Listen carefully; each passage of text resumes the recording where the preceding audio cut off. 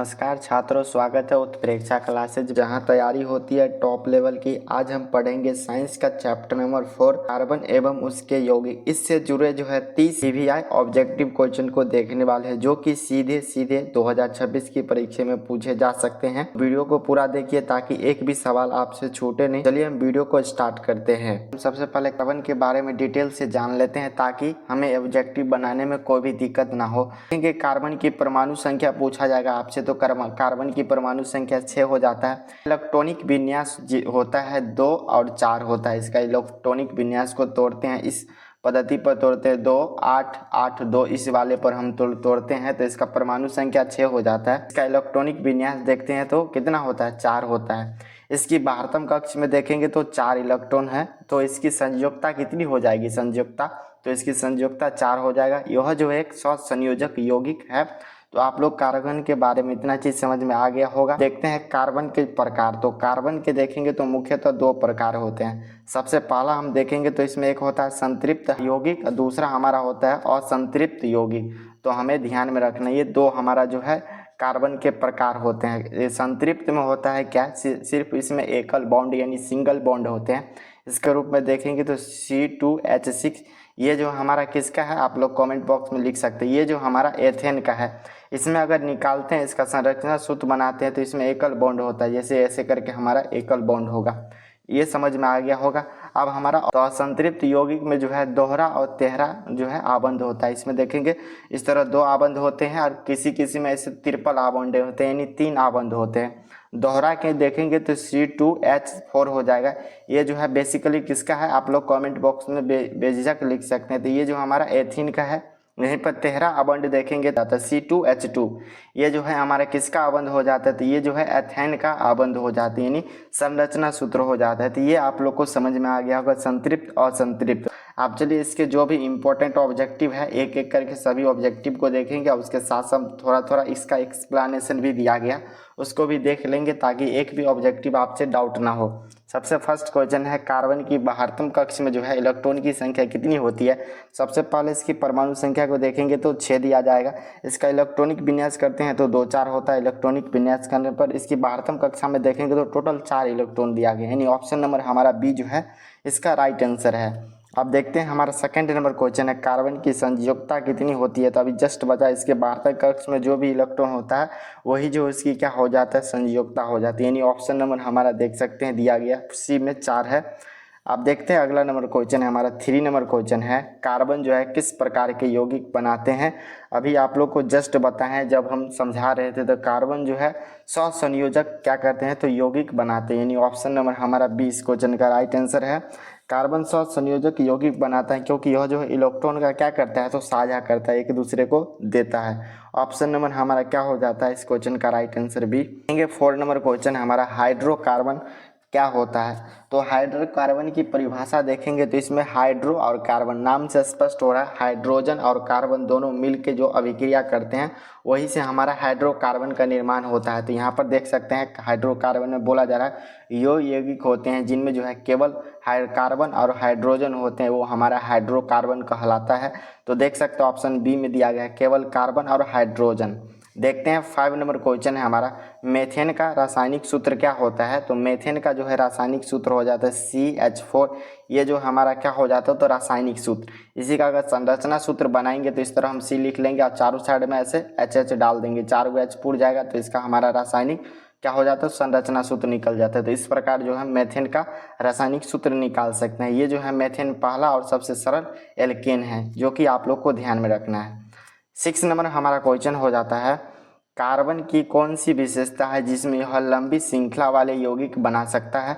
तो देखेंगे ये जो है श्रृंखला बनाना वाला जो है ये इसका काम होता है। तो श्रृंखलन गुण के कारण जो है कार्बन स्वयं से लंबी श्रृंखला बना पाता है, यानी ऑप्शन नंबर हमारा क्या हो जाता है सी इस क्वेश्चन का राइट आंसर है।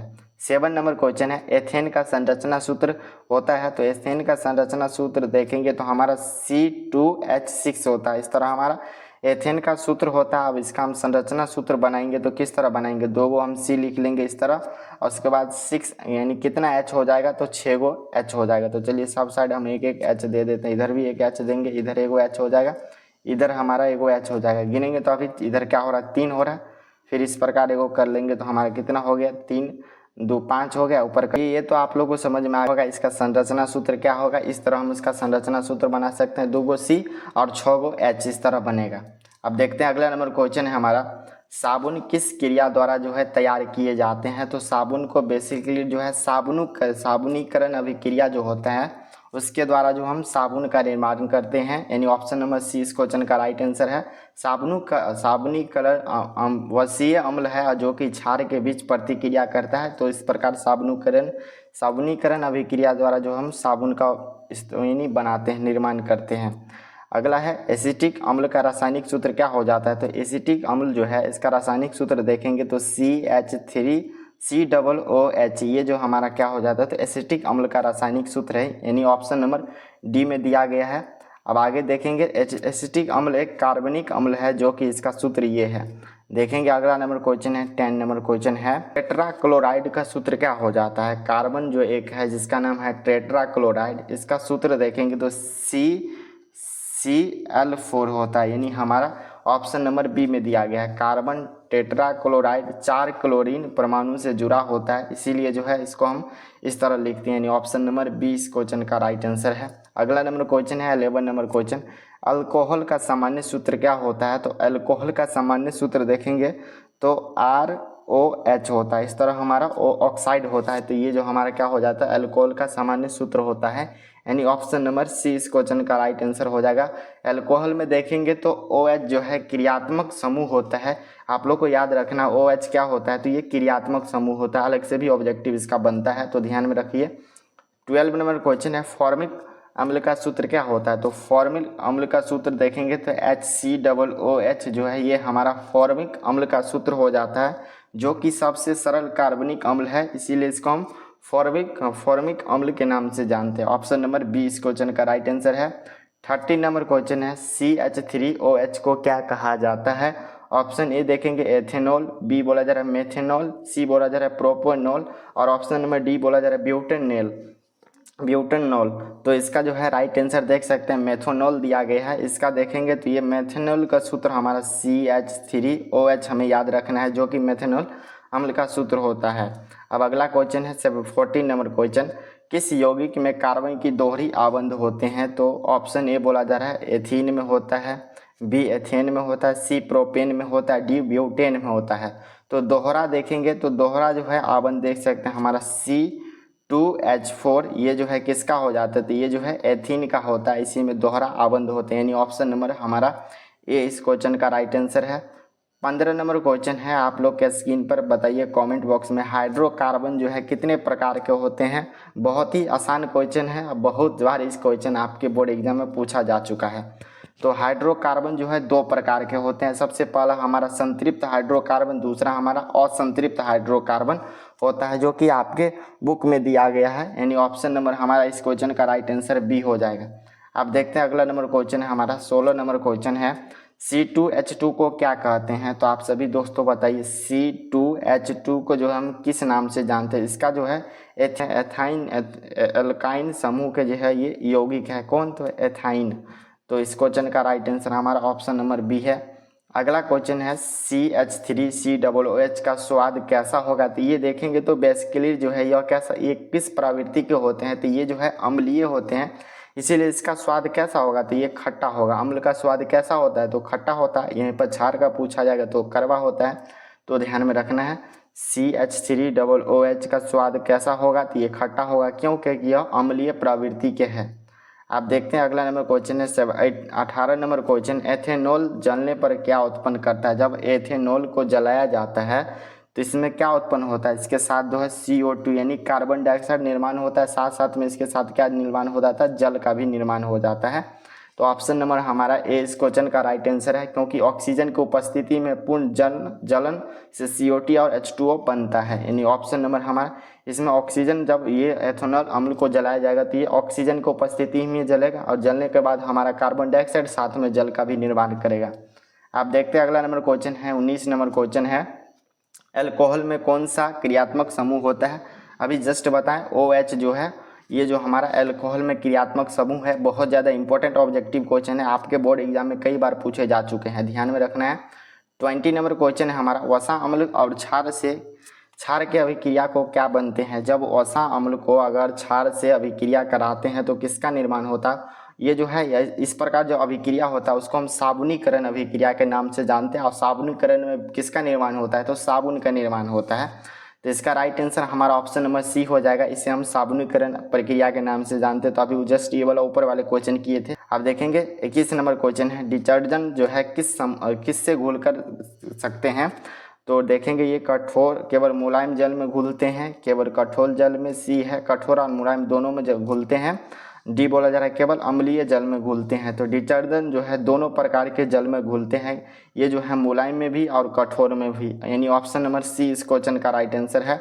अब अगला क्वेश्चन है 22 नंबर क्वेश्चन है, बेंजीन का सूत्र क्या होता है। तो बेंजीन का सूत्र देखेंगे तो C6 और H6, ये जो हमारा बेंजीन का सूत्र है ये चक्रीय यौगिक है, यानी ऑप्शन नंबर हमारा ए इस क्वेश्चन का राइट आंसर है। आप देखेंगे 23 नंबर क्वेश्चन है, एस्टर बनाने के लिए जो है किसकी आवश्यकता होती है। जब हम एस्टर का निर्माण करते हैं उसमें जो है अल्कोहल और साथ में अम्ल की आवश्यकता पड़ता है, यानी ऑप्शन नंबर हमारा ए इस क्वेश्चन का राइट आंसर। यहाँ पर देख सकते हैं अल्कोहल प्लस कार्बोक्सिलिक अम्ल सल्फ, उसके बाद जो हमारा एस्टर का निर्माण होता है। अब अगला हमारा क्वेश्चन है 24 नंबर, एस्टर का उपयोग जो है मुख्यतः कहाँ होता है। ऑप्शन ए ईंधन में, बी बोला जा रहा है दवाओं में होता है, सी जो है खुशबू के रूप में और डी जो है रंग के रूप में। तो ये एस्टर जो होता है ये जो हम लोग जो एस्टर मीठी गंध होता है जिसे हम लोग परफ्यूम में उपयोग करते हैं, जो हम लोग सेंट मारते हैं उसमें एस्टर का उपयोग किया जाता है। क्यों, ये मीठी गंध देते हैं इसीलिए जो है परफ्यूम में इसका उपयोग किया जाता है। ऑप्शन नंबर हमारा क्या हो जाएगा, सी इस क्वेश्चन का राइट, यानी खुशबू के रूप में उपयोग करते हैं। 25 नंबर क्वेश्चन है, साबुन की सफाई क्रिया होती है। तो साबुन की जो है यानी साबुनीकरण अभिक्रिया हो जाता है, उसके बाद साबुन का निर्माण हो जाता और उसको फाइनल साबुन का जब सफाई किया जाता है तो वह किस अभिक्रिया द्वारा होता है। तो पाइसीकरण अभिक्रिया जो है एक पाइसीकरण अभिक्रिया उसमें होते हैं, यानी ऑप्शन नंबर बी इस क्वेश्चन का राइट आंसर है। क्योंकि साबुन गंदी और तेल को पाइसीकृत कर हटाता है। तो पहले तो साबुन गंदा होता है, क्यों, उसमें जो है साबुन की गंदगी होता है, साथ में तेल भी रहता है, तो इसमें पाइसीकृत कर किया जाता है। उसके बाद उसमें साबुन की जो भी गंदगी है उसको हटा दिया जाता है। ऑप्शन नंबर बी इस क्वेश्चन का राइट आंसर है। 26 नंबर क्वेश्चन है, बायोगैस का मुख्य घटक क्या है। तो बायोगैस का मुख्य घटक देखेंगे तो CH4। आप लोग इसका नाम कमेंट बॉक्स में लिखिए, तो इसका क्या हो जाएगा, तो इसे जो है मेथेन बायोगैस का मुख्य घटक है। तो इसका राइट आंसर हमारा सी हो जाएगा। 27 नंबर क्वेश्चन है, कार्बन के कितने अपरूप है। तो अभी आप लोग को जस्ट बताए होंगे कार्बन के जो है मुख्यतः 3 अपरूप होते हैं।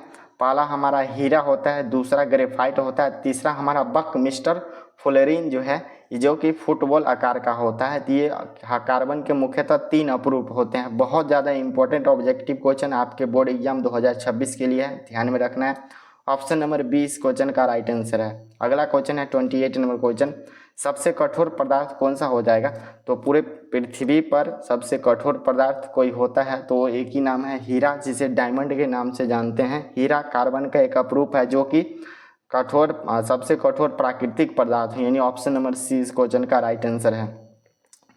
देख सकते हैं बहुत ज़्यादा इंपॉर्टेंट ऑब्जेक्टिव क्वेश्चन है, जो भी लिया गया है 30 सभी इंपॉर्टेंट। ग्रेफाइट का उपयोग जो है कहाँ होता है। तो ग्रेफाइट का उपयोग जो है लेड होता क्या है, तो पेंसिल जो होता है ना हम लोग का पेंसिल, उस पेंसिल में जो देखेंगे वही हमारा ग्रेफाइट होता है जो कि लेड में उपयोग किया जाता है। तो यहाँ पर देखेंगे ग्रेफाइट का उपयोग पेंसिल के लेड में होता है, जो कि हम लोग लिखते हैं जिस वाले भाग से काला काला, वही हमारा ग्रेफाइट होता है।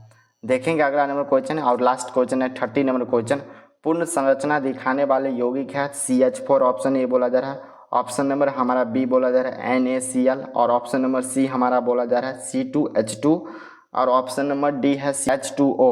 तो इसमें देखेंगे पूर्ण संरचना दिखाने वाला यौगिक हमारा कौन सा हो जाए, तो CH4, जिसे हम क्या कर सकते हैं, इस तरह चारों साइड हम इस तरह बॉन्ड बना के हम इसको बना सकते हैं, इसका संरचना सूत्र। तो ये हमारा क्या हो जाता है, पूरा हो जाता है। तो देख सकते हैं ऑप्शन नंबर हमारा ए हो जाता है।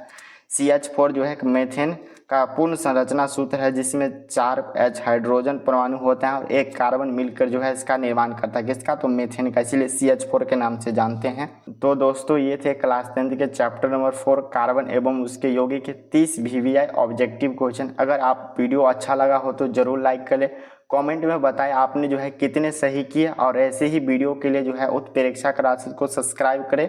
मिलते हैं अगले वीडियो में, तब तक आप लोग पढ़ाई कीजिए। जय हिंद।